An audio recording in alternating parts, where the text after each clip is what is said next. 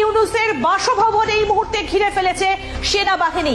খানিকক্ষণ আগে আপনাদেরকে জানিয়েছিলাম যে যাতে কোনোভাবেই ইউনূস পালাতে না পারেন সেই কারণে ওয়াকারের সেনা রীতিমতো ঘিরে ফেলেছে বিভিন্ন যে সরকারি দপ্তরগুলো রয়েছে ঢাকায় সেগুলো, এবং একই সঙ্গে বিমানবন্দরও ঘিরে ফেলেছে।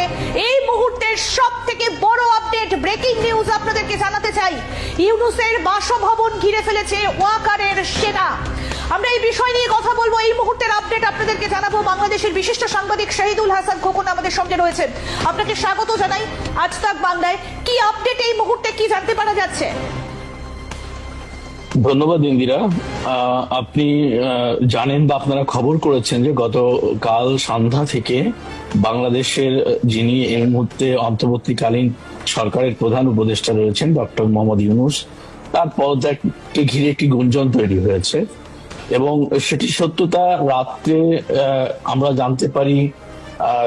এই যে সরকারের সাবেক একজন উপদেষ্টা এবং বর্তমানে যিনি জাতীয় নাগরিক পার্টির প্রধান, তিনি কাল জানিয়েছেন, নাহিদ ইসলাম, তিনি জানান আনুষ্ঠানিকভাবে সাংবাদিকদের জানান যে প্রধান উপদেষ্টা পদত্যাগ করতে চান।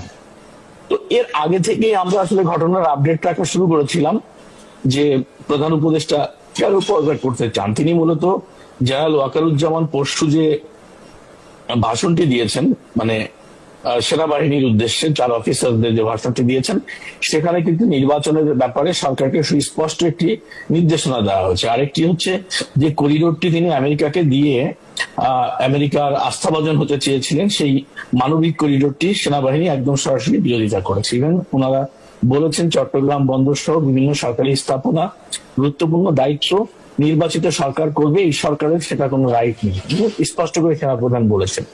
এতেই মূলত ভয় পেয়ে গেছে ডক্টর ইউনূস যে তাহলে তো আমার আর ক্ষমতায় থাকার কোনো কারণ নেই, কারণ দেশের জনগণ তার পিছন থেকে 2024-এ সেই জুলাই আগস্টের যে ঘটনা ঘটিয়েছিল তার পিছনে থেকে, সেই জায়গা থেকে কিন্তু জনগণের এখন সেই ভুল ভেঙে গেছে যে জুলাই আগস্টে আন্দোলনে তারা বোকা সেজে গেছে, বোকা হয়ে গেছিল, তাদেরকে বোকা বানানো হয়েছিল, এবং যার কারণে দেশের মানুষ কিন্তু এখন ডক্টর ইউনূসের সাথে নেই। এবং তার যে সমর্থিত প্রধান রাজনৈতিক দল এনসিপি, যারা সরকারের প্রতিনিধিত্ব করছে, তাদের মিছিল মিটিং এ 20-50 জন লোক হচ্ছে না।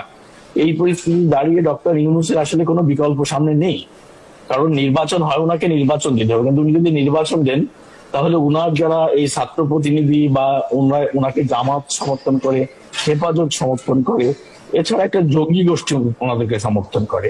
তো রাষ্ট্র ক্ষমতায় না থাকলে নতুন সরকার আসলে তাদেরকে হাতে আমি এখানে দাঁড়িয়ে একটা বিষয় একটু আপনার কাছ থেকে জানতে